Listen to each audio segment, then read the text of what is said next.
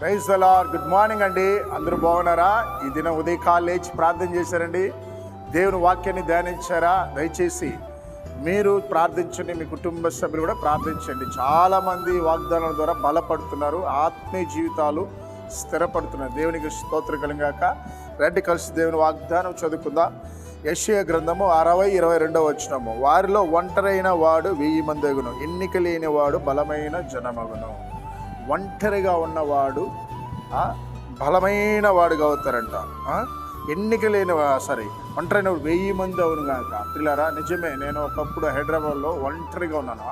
నాకున్న ఆ చిన్న రూమ్లో పడుకొని నేర్చుకునేవాడిని. నాకు ఎవరు లేదే ప్రభా, ఎందుకు నా స్థితి ఇలాగా, నాకు తల్లి లేదు తండ్రి లేదు అని ఏడ్చుకునేవాడిని. ఒంటరిగా ఉండేవాడిని. నాకు ఏదైనా ఎవరికైనా చెప్పుకోవాలన్నా ఎవరు ఉండేవారు కాదు. నేనే ఆ రూమ్లో ఒంటరిగా ఉండేవాడిని. అయితే దేవుడు నన్ను ఒంటరిగా ఉన్నవాడిని జతగా చేశాడు. నాకు ఒక భార్యని ఇచ్చాడు, అలాగే నాకు ఒక పిల్లల్ని ఇచ్చాడు, అలాగనే ఒక సంఘం. ఇప్పుడు ఒంటరిగా ఉన్న నన్ను ఒక 100 మందికి పైగా ఆత్మలు ఇచ్చాడు. ఎందుకు చెప్తానంటే ఇలాగా వేల మందికి మారుస్తాడు. కనుక ఈరోజు ఈ వాగ్దానం వింటున్న ప్రియ దేవుని బిడ్డలారా, వినండి. ఒకవేళ తల్లిదండ్రులుగా మీరు ఒంటరి స్థితిలో ఉన్నారా? నీ పిల్లలకి ఎంతో కష్టపడి పెంచి పెద్ద చేసి వాళ్ళు మిమ్మల్ని ఇప్పుడు నీకు ఉన్నటువంటి వృద్ధాపాన్ని బట్టి నేను వదిలిపెట్టి వెళ్ళిపోయారా? భయపడకని. నువ్వు ఒంటరిగా బ్రతుకుతున్నావా? ఇదిగో నాకు ఎవరు లేదని బాధపడుతున్నావా? ఈ లోకమంతా చేయి విడిచిపెట్టినా నేను ప్రకటిస్తున్నా, నా యేసే నిన్ను విడిచిపెట్టడు.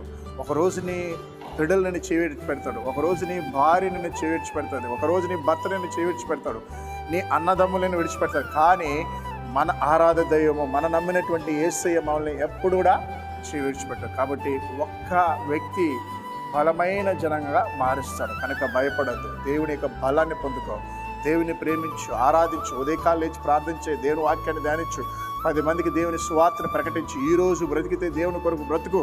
రేపు ఏం జరుగుతుందో ఎవరికి తెలియదు కాబట్టి దిగులు పడద్దు, భయపడద్దు. ఆయన కృప నీకు తోడునుగాక. ప్రార్థించేద్దాం. మహాగణుడా, పరిశుద్ధుడా, ఉదయకాలన వాగ్దానం బిడ్డల మీద నీ అభిషేకించండి. కడుపు నొప్పితో, జ్వరముతో, తలనొప్పితో, బీపీ షుగర్తో బాధపడుతున్న బిడ్డల్ని యేసు నామములో ఎప్పుడూ స్వస్థపరచున తండ్రి. అప్పుల బాధలో ఉన్నటువంటి బిడ్డలకి నైనా ఆదరణ దయచండి, సహాయం దయచండి, అప్పుల నుంచి విడుదల దయచండి ప్రభా. ఎంతోమంది భార్యాభర్తలు విడిపోయి కోర్టు కేసున్నారు నా ప్రభా, వారిరువుని సమాధానపరిచి జతపరిచిన ప్రభా. గర్భిణీ స్త్రీలకి మంచి ప్రసవాన్ని దయచనైనా, రోగుల్ని స్వస్థపరిచిన ప్రభా. రోడ్డు మీద యాక్సిడెంట్ జరగకుండా కాపాడినైనా. కొన్ని కుటుంబాల్లో సమాధానం లేదయ్యా, గొడవలతో ఉన్నానైనా సమాధానం ఇప్పుడే దయచని ప్రార్థిస్తూ యేసు నామములో ప్రార్థిస్తున్నాం తండ్రి. ఆమేన్.